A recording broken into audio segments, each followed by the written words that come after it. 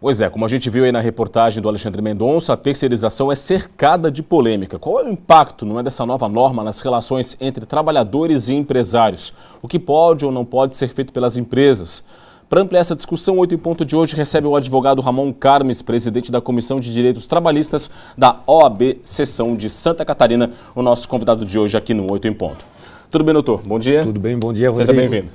Doutor, para a gente entender bem, né? Como é que funcionava antes da sanção, da aprovação dessa lei pela Câmara dos Deputados, a nova terceirização? Como é que funcionava antes? Bom, Rodrigo, basicamente o que muda com a aprovação da lei é a possibilidade da terceirização da atividade fim da empresa. Antes nós podíamos terceirizar apenas a atividade meio da empresa, nós não podíamos terceirizar a atividade fim. Vou pegar, por exemplo, a RIC.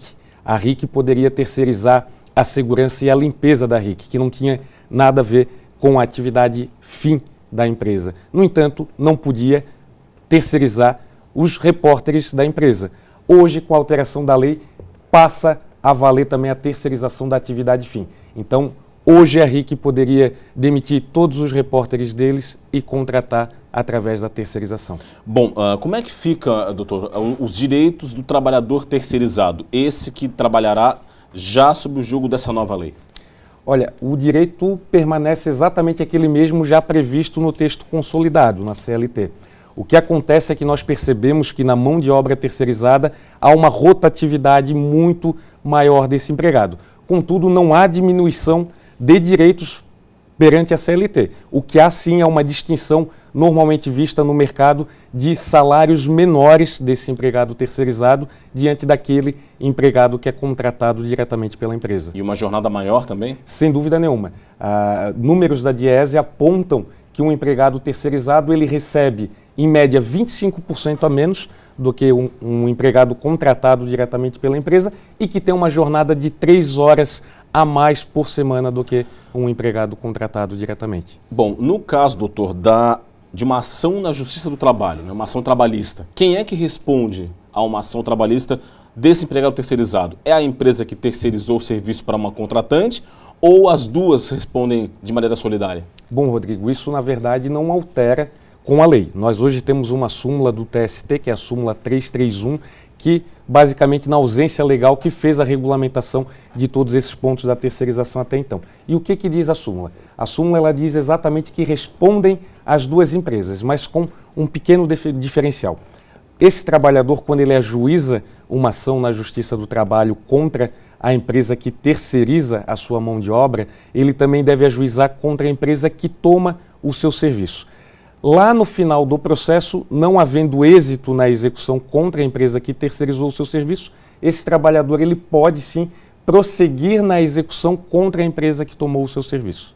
Bom, doutor, e como é que fica, né, a questão da atividade sindical, né? Muita gente fala que um dos pontos da terceirização seria uma diminuição da atividade sindical por questões envolvendo as convenções coletivas.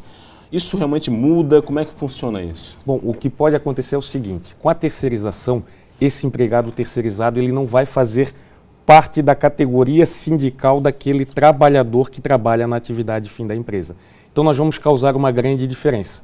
Poderemos ter um repórter terceirizado e um não. Cada um participará de uma categoria sindical diferente. O que acontece é que na categoria dos terceirizados nós percebemos uma menor adesão daquele empregado ao sindicato. E é isso que enfraquece, de fato, as categorias sindicais.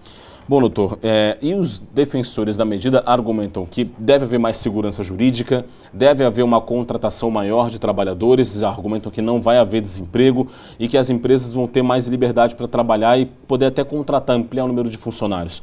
Os argumentos em defesa da terceirização também são pertinentes? Nesse momento, com esse projeto de lei, o nosso entendimento é que não. Por quê?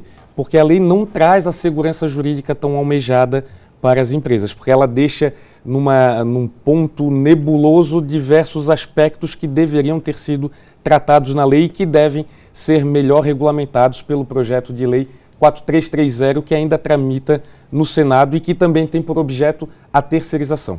Bom, o senhor acabou de falar desse projeto do Senado, que foi inclusive tema da reportagem do Alexandre Mendonça. Qual é a diferença desse projeto para o que foi aprovado pela Câmara? Eu vou trazer aqui as duas principais diferenças, né? Nós teríamos nesse projeto a responsabilidade solidária da empresa que terceiriza e da tomadora do serviço. O que é isso? Eu expliquei agora há pouco que para o trabalhador, quando ele ajuiza ação, ele deve ajuizar contra ambas as empresas e apenas ao final do processo que ele pode cobrar da tomadora. Bom, com o projeto da 4330 isso muda, porque desde o início do processo o trabalhador vai poder exigir tanto da terceirizada quanto da tomadora do serviço. Um outro ponto é que a 4330 ela traz sim equiparação de alguns benefícios ao trabalhador terceirizado que esse projeto não traz. Bom, o assunto realmente é cercado de polêmica, vai continuar sendo debatido, afinal de contas ainda precisa da sanção do presidente Michel Temer, né, que ainda não aconteceu. Tem o projeto do Senado também tramitando, ou seja, o assunto ainda vai render muita discussão, nós vamos continuar em cima desse assunto. Doutor, muito obrigado pela participação aqui, doutor Ramon Carmes, presidente da Comissão dos Direitos Trabalhistas da OAB, muito obrigado, bom dia. Agradeço.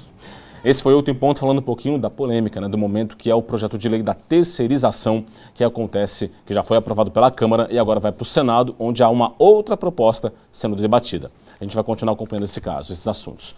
O 8 Ponto fica por aqui, mas o SC no Ar segue com muitas outras informações só para você.